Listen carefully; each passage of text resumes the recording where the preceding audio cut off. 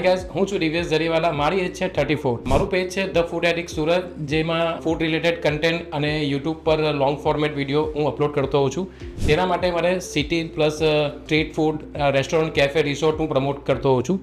તો મારે ટૂરિંગ ઘણું હોય છે, ફૂડનું પણ બહાર ઘણું રિવ્યૂઝ ને ટ્રાયલ ચાલતું હોય છે. તો ત્યારથી મને કોન્ફિડન્સ લેવલ ડાઉન થયો. એનું રીઝન છે કે મારું હેરફોલ. હવે હેરફોલ થયું તો એનું સોલ્યુશન શું? આ જર્ની મારે 3 વર્ષ જેવું થયું છે જ્યારથી મારા હેરફોલ સ્ટાર્ટ થયા હતા. હેરફોલ દરમિયાન મારે કોન્ફિડન્સ લેવલ ઘણો ડાઉન થતો હતો. તો એના સોલ્યુશન માટે મેં ઘણા ટ્રાયલ કર્યા કે હેરફોલ ન થાય એના માટે મેડિસિન ને ઘણું વસ્તુ લીધું. પણ કેવું છે કે એ લિમિટેડ ટાઈમ માટે હતું કે જે ટાઈમ સુધી આપણે મેડિસિન કે બધું ચાલતું હોય તો આપણે હેરફોલ સ્ટોપ થઈ જાય. પણ એ જેવું સ્ટોપ કરીએ તેવું હેરફોલ પાછું થતું હતું ને કોન્ફિડન્સ લેવલ ઘણો ડાઉન થતો. તો લાસ્ટ 3 યર્સથી હું આ મેડિસિન ચાલુ રાખતો હતો. તો ત્યારે લાસ્ટ 3 યર્સથી મેં કરતો હતો, પ્લસ 2 વર્ષથી મને આ પાર્ટ તાલ કન્ટિન્યુ રહેતી જ હતી, પણ એનું કોઈ સોલ્યુશન નહીં હતું.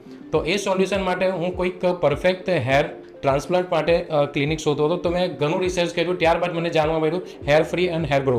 તો ત્યારબાદ મેં ડૉક્ટરને મળ્યો, ડૉક્ટર પંકજ. તેમની પાસે બ્રીફિંગ લીધી, જાણ્યું. હું પહેલે ખરેખર ઘણો ડરતો હતો આ વસ્તુથી, જે હેર ટ્રાન્સપ્લાન્ટથી. તો ફાઇનલ ડૉક્ટરે મને થોડો કોન્ફિડન્સ આપ્યો અને હાલમાં હું ટ્રીટમેન્ટ માટે રેડી છું. અને થોડું જાણ્યા પછી થોડો કોન્ફિડન્સ લેવલ મારો અપ થયો કે મેં ઘણું રિસર્ચ કર્યું હતું કે ઓલ ઓવર ઇન્ડિયામાં એમની ઘણી ફ્રેન્ચાઇઝી છે, જેમાં મેં રિઝલ્ટ જોયા અને રિવ્યૂ જાણ્યા પછી આ વસ્તુ મેં ફાઇનલ ડિસિઝન લીધું છે કે હવે હું કોન્ફિડન્સ લેવલ મારો પરફેક્ટ છે અને હવે હું રેડી છું હેર ટ્રાન્સપ્લાન્ટ માટે. ડૉક્ટરે મને ઘણો કોન્ફિડન્સ અપાયો છે. સ્ટાર્ટિંગથી હેર ટ્રાન્સપ્લાન્ટની પ્રોસિજર મને સ્ટાર્ટથી એન્ડ સુધી મને સારી બ્રીફ આપી અને બસ હવે રેડી છું હેર ટ્રાન્સપ્લાન્ટ માટે.